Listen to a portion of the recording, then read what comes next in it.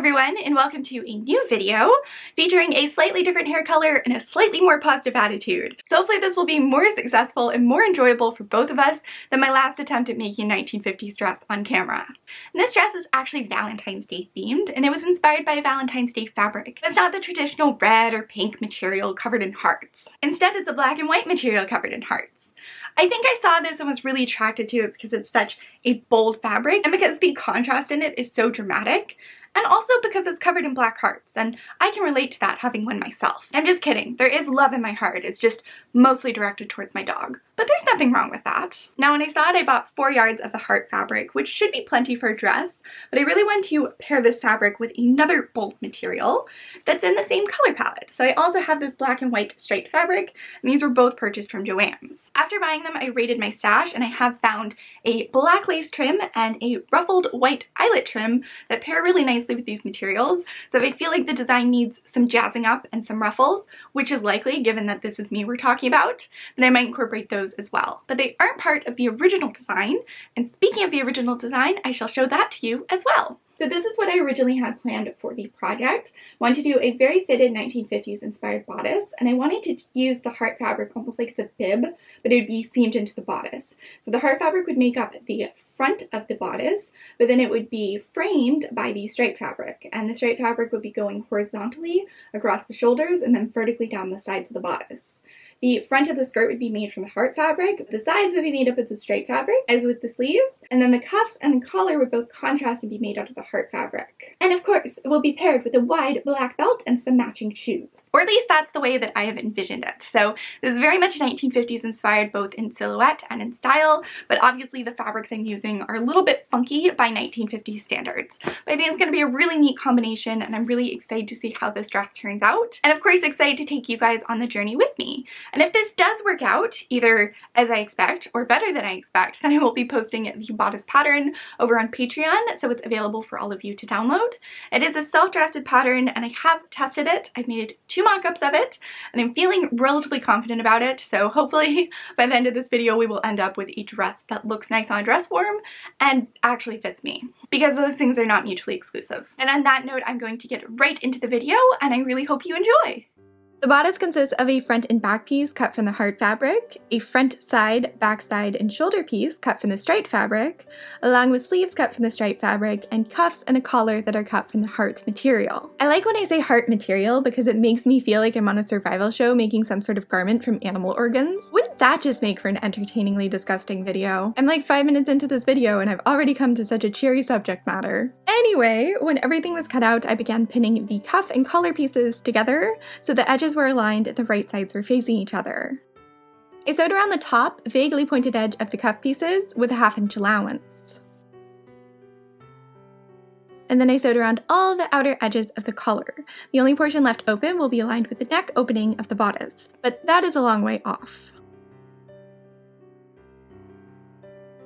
With those sewn, I removed the front panel from the pattern, then used the pattern to mark the dart placement on the wrong side of the fabric. Though the dress has seams down the center of the bust, most of the shaping comes from the darts in the front panel.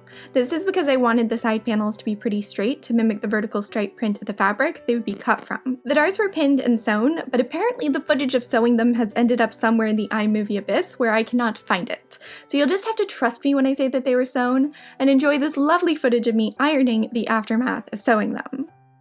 Now the striped side front pieces can be pinned to the front panels with the wrong sides facing each other. Also, I apologize in advance for the things this striped fabric will do to your eyes in this video.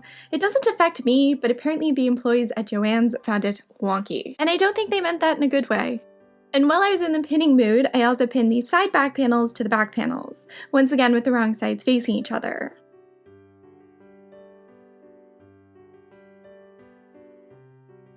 Now all those pieces could be sewn together using 1/2 inch seam allowances.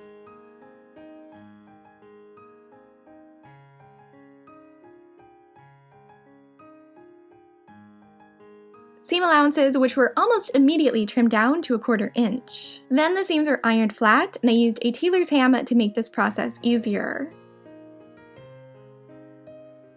Then I folded the pieces on their seam lines with the right sides facing each other and pinned them together once again.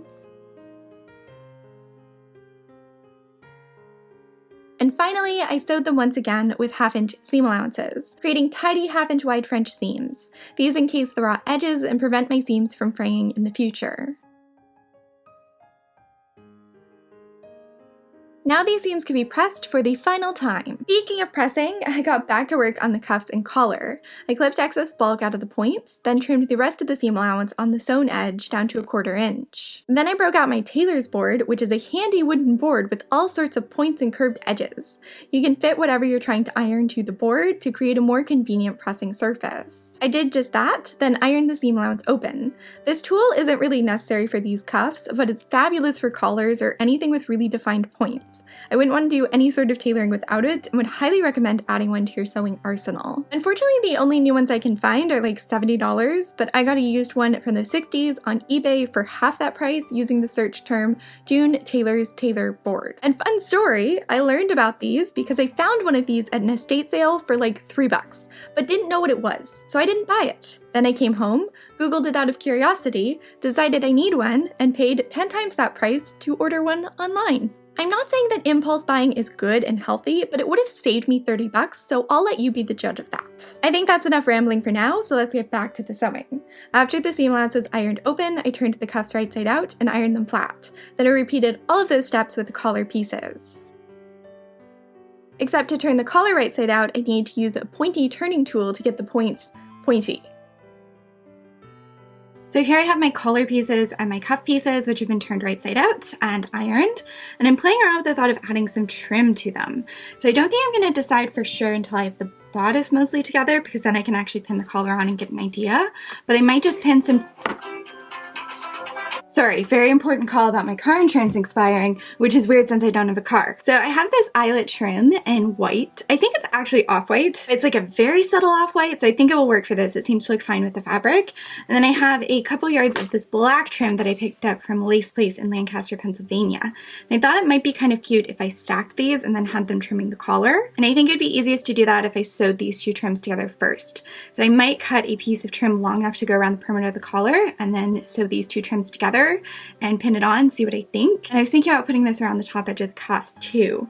It's kind of weird because I like the idea of adding more texture to this dress by having a trim and incorporating that, but I also like how kind of sharp and plain it is without any trim. But I also love lace and ruffles, and it just seems kind of intuitive and normal for me to add that wherever I possibly can, and this feels like a good place to add that. So I'm a bit conflicted, but as I said, I'm not going to make a proper decision until I have the bodice of my dress form, can actually pin it and see what I think. I'm not too far off from that. I just have a couple more French seams to sew, and I'm putting off sewing the French seams until my other camera battery charges, because I have 4 camera batteries. The only one that is currently fully charged is the one that I'm currently using. So if I want to film anything over at my sewing machine, then I have to move this battery to that camera. I realize this is totally not interesting, but I have time to kill, so I'm going to bore you. But this has been my favorite thing that I've purchased for my sewing room in a long time, and that's including these adorable lamps I just bought at Michael's. It is a 5-foot power bar, and then the outlets are spaced 4 inches apart, so you can actually fit chargers on it without them banging into each other and covering up other outlets. It really has been a game changer for me,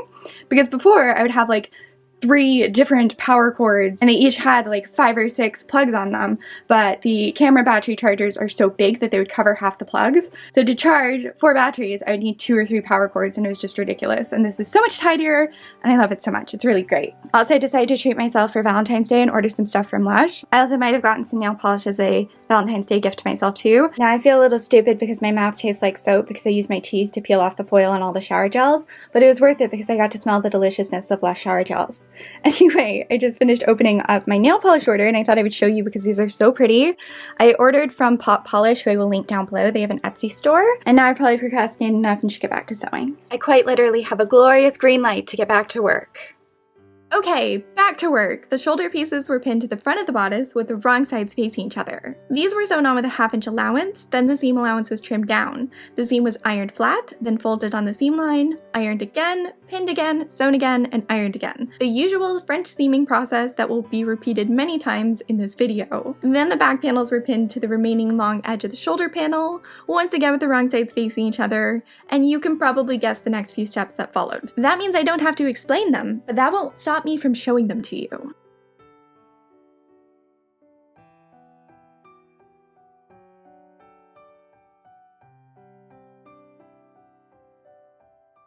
At this point, I forgot my preference of sewing collars and facings into garments before sewing up the side seams, and instead, I sewed up the side seams, once again using French seams.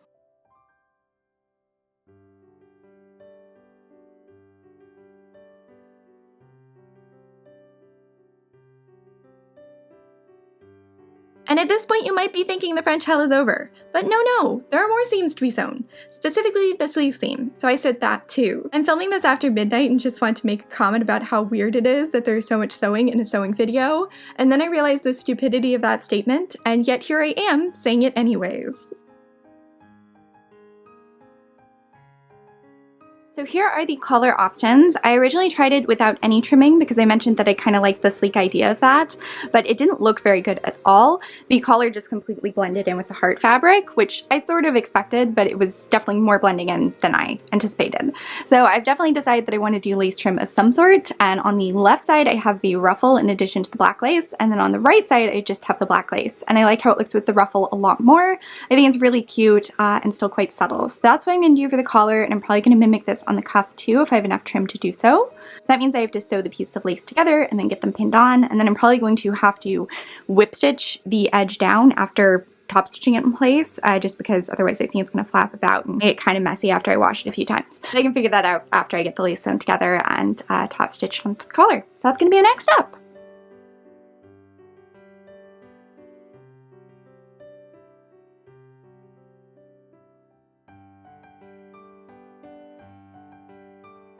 With the trims layered and stitched together, I could start sewing my now double layered trim onto the collar and cuffs. I opted to do this without pins since the band of the eyelet trim was thick and weirdly difficult to pin through. So instead, I sewed slowly and did my best to keep everything even without pins. And in the vlog clip, I mentioned that I might have to whip stitch the edge of the trim to the lining of the cuffs and collar, but the top stitching secured it in place really nicely, and that didn't end up being necessary at all. I was just thinking about how to finish the neckline, and I think it's too rounded for bias binding to be the best option, so I've just quickly decided to draft a facing. And normally I draft a facing by tracing over top of my actual pattern pieces, but since this has a separate shoulder piece, I feel like that's going to be kind of tricky to do.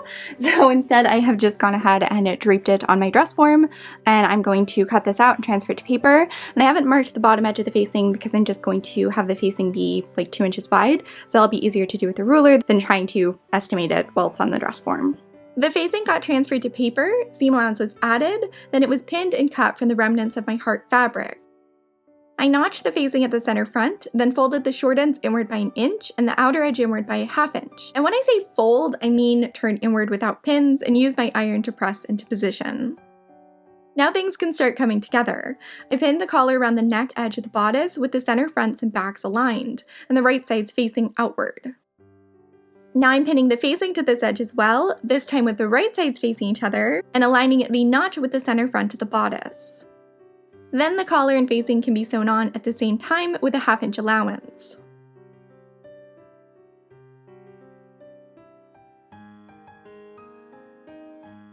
I cut notches into the seam allowance every inch or so, just to give it more flexibility, since the goal is for the facing and seam allowance to turn inward without puckering. And to help aid and encourage that process, I'm edge stitching across the facing. This is when you sew over top of the seam allowance and as close to the seamed edge of the piece you want to turn inward as you possibly can. You'll find this done on facings of both vintage and modern dresses quite often, and it's surprisingly helpful. I put the bodice on my dress form inside out and pinned the facing until it sat flat against my form. If I had sewed the collar and facing on before sewing up the side seams, I could have done this without the dress form, but I was foolish. After the facing was pinned on, it could be sewn in place using whip stitches. And can you believe that we got halfway through one of my videos without mentioning whip stitches? I think that has to be a new record. Now the bodice was done, it just needed sleeves, and my sleeves needed cuffs, so I sewed the short ends of the cuffs together with French seams. After a thorough pressing, the cuffs could be pinned to the sleeves, and I pinned them with the wrong sides facing each other and the seams aligned. Then I sewed them together with a 1/2 inch allowance, and when turned right side out, the seam allowance will be on the right side of the garment. The cuff will hide it, but it will still be there, so to avoid a frayed edge possibly becoming visible, I'm binding the seam allowance with twill tape. Now I'm turning the seam allowance up so it resides inside the sleeve, then edge stitching around the bottom edge of the sleeve, encouraging the cuff to turn outward. Which is the next step. The sleeve can be turned right side out and the cuff can be steamed in place. Now the sleeves can be pinned on. The underarm seams were aligned with the side seams, and the cap of the sleeve was eased slightly with gathering stitches to fit the arm side. The sleeves are sewn on with a 1/2 inch allowance, and much like with the cuff, to avoid any fraying, I bound this edge with twill tape.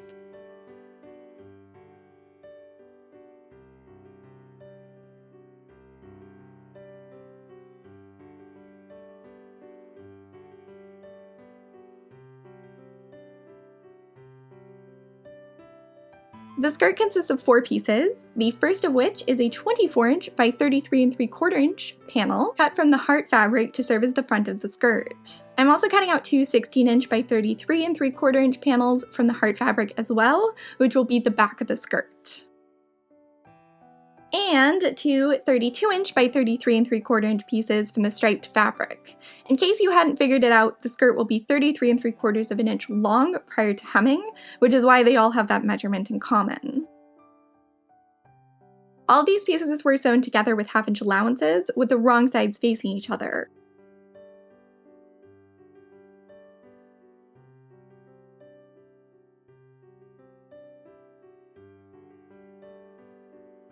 The seams were trimmed, then ironed flat, folded on the seam line, and ironed once again, then sewn again with a 1/2 inch allowance. I was a bit daring this time around and didn't use any pins for this process, but this is like ideal French seam condition. The seams were straight, the fabric barely frays, doesn't warp at all, and irons beautifully, so pins weren't really necessary. After thoroughly pressing all the skirt seams, I began gathering the top edge using running stitches sewn by hand. The running stitches are pulled taut as I sew to gather the material down to my desired width, and I actually sewed 2 rows of stitching about a 1/2 inch apart and starting a 1/2 inch away from the top edge of the skirt. When the skirt is sewn onto the bodice, it will be stitched on between these 2 lines of gathering. As for what I'm gathering the panels down to, the tops are gathered to match the width of the coordinating panels on the bodice. So the back pieces are each gathered to 5 inches, and the side and front panels are gathered to 6½ inches. I tied off my thread at each edge of each panel to control the gather placement.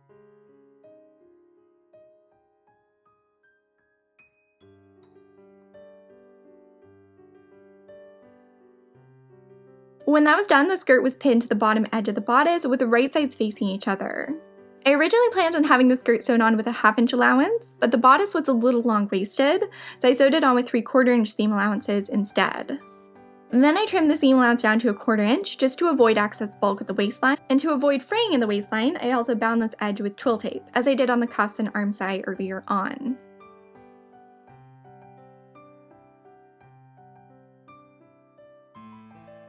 The waist seam was pressed, then I pinned together the bottom 20-some inches of the skirt with the right sides facing each other, and sewed that portion closed with a 1-inch seam allowance. This edge of both the skirt and the bodice were cut on the fabric's pre-finished edge, known as the selvage, so the edges didn't need to be finished using binding or French seams or any other method.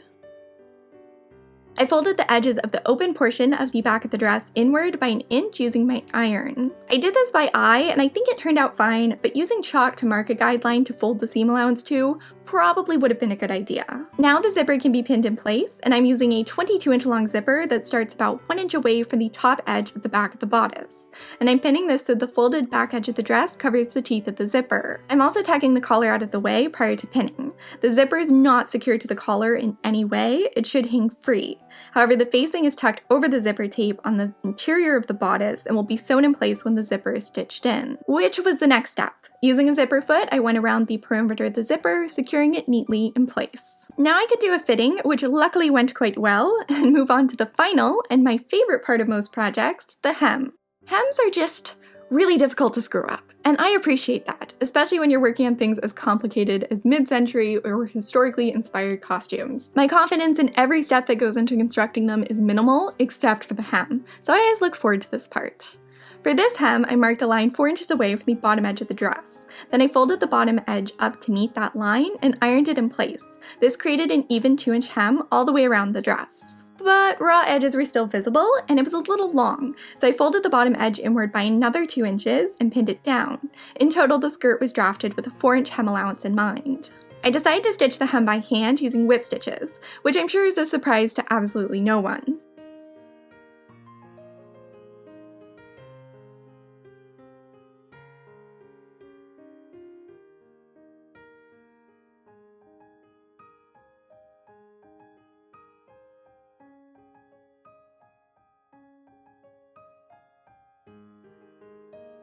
And after I did all the hemming, I added a hook and eye to the top of the zipper, which I unfortunately did not film. But with that done, the dress itself was finished, and here are some photos of me wearing it. I thought I would rejoin you in video form to share my final thoughts on this project, which are really pretty positive. I like how this turned out a lot. I think it was a really fun project. It had all of the elements I like about vintage fashion, which is the very tailored, very fitted bodice, the funky collar, and the funky fabric. It's also just a very flattering silhouette in general. It's always really nice when you feel good about what you made and actually feel good wearing what you made, which I definitely do in this project. The only real negative thing I have to say about this dress is that I cut it with very wide shoulders, which means the sleeves hit at kind of an awkward point, and I think that makes me look broader than I actually am. It also caused some wrinkling at the underarm of the sleeves, which I'm not a big fan of. I noticed this in my mock-up and I did make some alterations, but clearly they weren't dramatic enough to completely fix the issue. I also kind of wish I'd done a more structured skirt and played a little bit more with the fabric and the seaming. I do think a gore 1940s style skirt might have showed off the print a little bit better without the print being so in your face. Though the whole point of this project was that I wanted to make something that was bold and vibrant without using color, and I definitely think I achieved that, and the wider skirt helps add to that. And as I said, overall I think it's a really flattering silhouette, and I'm really happy with how it turned out and how I feel and look wearing it. It's also reminded me of the joy that can be had with making these mid-century inspired garments. Over the past year, I've definitely taken a step back from that because I've been so unhappy with my body and not really wanting to make clothing for it because I don't feel especially good about it. But I really did have a lot of fun with this project, and I really do like how it turns out, so maybe that's something that I'll get back into.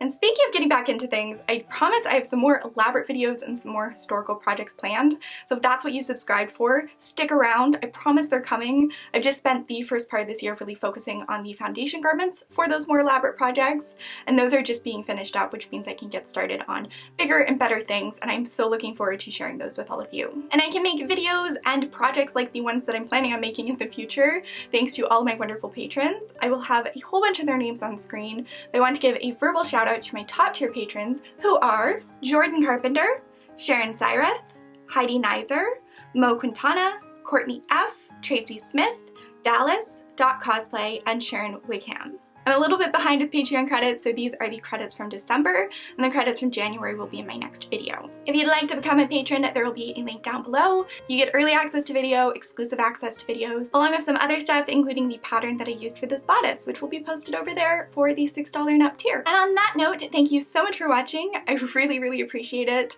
If you enjoyed this video, giving it a like and a comment really helps me out. And as I said, I will be back with more elaborate and more serious content coming up very soon. So if you're interested or eager in seeing that, then make sure to subscribe as well. Thanks again for watching, and I'll talk to all of you very soon.